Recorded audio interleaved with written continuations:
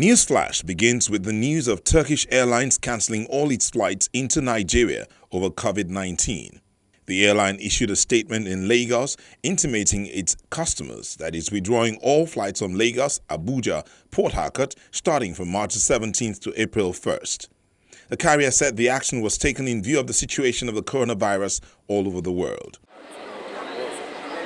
There are different fare classes within each cabin, and this correlates both to the cost of the ticket as well as the flexibility of the fare offered. Distance sometimes is also a great factor in airline fare constructions. In ticket fare is the distance that determines what you pay. The longer the distance, because airline takes into consideration the taxes, because they have standard airport taxes. So if you are going now from here to New York direct, it could be 308,000. But if you now say, I'm stopping over in the UK for 2 days, it can't be 308,000, it could be 356,000, because you are going to add the airport tax of the airport you are landing on. You are not just passing through, you are landing on a particular airport. And when you are going to New York, it can't be the same as London, because airline takes into consideration the cost, the overhead in the travel. You pay the cost of the fuel, the cost of many things. That is what adds up in the price of every ticket. The Nigerian Immigration Service Murtala Muhammed International Airport Command says activities of human traffickers and smugglers have been halted through aggressive intelligence gathering. The controller in charge of the command, Abdullahi Usman, says the fight against human trafficking is high on its priority list as young people are refused departure every week. It's a serious challenge here. What we do here via effective profiling and interrogations, those ones that we discover that they have no business to go out of this country, we refuse them going. We counsel them, advise them. And like I keep saying it, at our duty room there, that duty room is meant for area where those ones that were returned from foreign country and those ones that were refused from this command, they meet and discuss themselves. They make our job easier. Those returnees and those intending to go, whom we have refused, they will relate themselves, and very many of them, coincidentally, they speak their own language, so they help us to pass communication better for those that have no reasons to go. And at the end of the day, they will now refer them to NAPTIP for further investigation. Newsflash ends with the remembrance of Ethiopian Airlines Flight 302, which crashed in an open field 6 minutes after takeoff from Addis Ababa, the Ethiopian capital, on March 10, 2019, with all 157 people on board dead.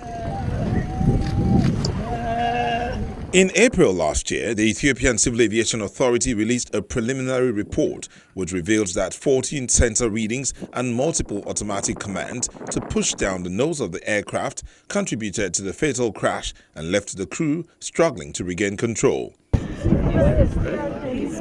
Experts said the preliminary report left unanswered questions which are expected to be addressed in an interim report due to be published ahead of the first-year anniversary on why the plane did not respond to the pilot and automatic commands, including 2 final nose-up instructions from the pilot about 30 seconds before the crash. The plane, once Boeing's fastest-selling jet, has been grounded globally since mid-March, costing the plane maker nearly $19 billion. Boeing said it is addressing software and training issues involved in both disasters. U.S. Congress has opened hearings into what Boeing knew about the system's failures and whether the U.S. Federal Aviation Administration regulators were lax by allowing the company to self-certify some of its safety features.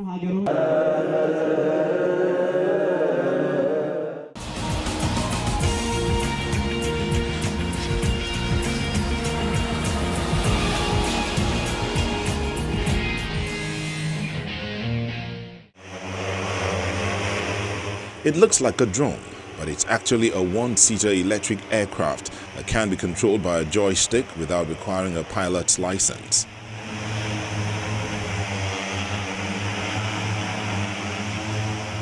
It's the product of a Texas company aiming to sell short recreational flights later this year. This startup is one amongst many, vying with aerospace giants Boeing Company and Airbus to develop electric vertical takeoff and landing aircraft, which typically have multiple spinning rotors to produce lift.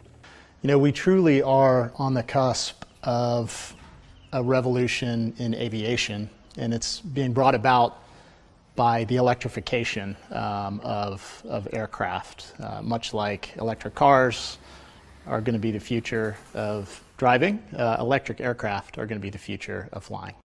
Many models resemble unmanned aerial drones, only much larger and with seats for passengers. But lift aircraft may end up being the first to sell pleasure rides in such a vehicle, in part because it says the aircraft is light enough to be considered an ultralight vehicle by the Federal Aviation Authority. So with lift aircraft, we really envision a future where anyone can fly. And so right now, the FAA isn't certifying electric vertical takeoff and landing aircraft quite yet, but they are available for recreation and sport use under the FAA's ultralight classification. So we want to get started. We want people to fly.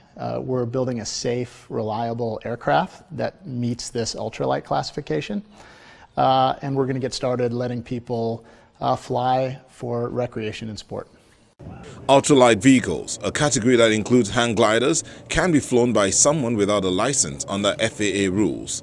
Lift says its 18-rotor Hexa aircraft weighs around 196 kilograms, including floats, to allow it to bob on water and a parachute for emergencies. Lift says the FAA has validated the company's interpretation of the ultralight regulations for the Hexa.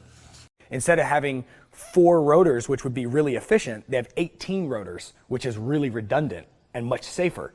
And so it takes a hit on kind of like long-range flight endurance and things like that, but it's got a full-blown ballistic parachute system that it's carrying. It can lose up to 6 of its rotors and still fly. It's got floats, so if it has to make an emergency landing on water, it just sits there and floats. So there's so many redundancies and safety factors built in because we know, and Lift Aircraft knows they're going to be some of the first people out there putting public in these aircrafts to fly around. And so everything has been engineered around safety and reliability, redundancy, down to the autopilot that has a radar on the ground that's even looking for flocks of birds that might be flying into the area.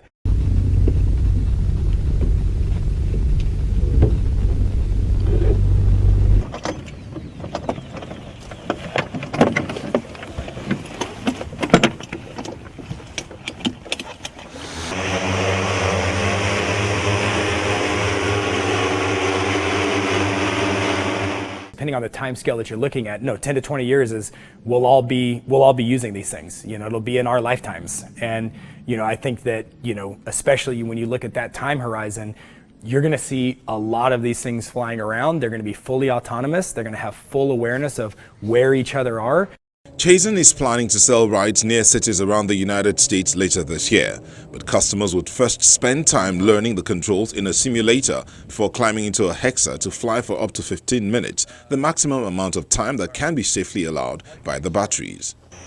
The aircraft can fly at speeds of up to 63 miles per hour, the maximum allowed for ultralight aircraft under FAA rules.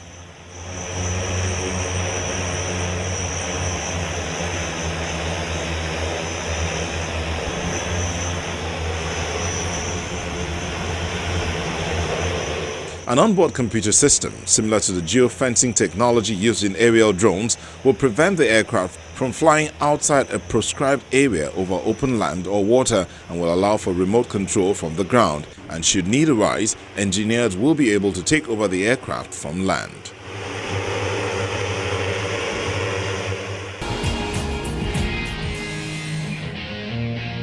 And that's all on this edition. Next week is another date. I'm Bukola Joe Oketumbi.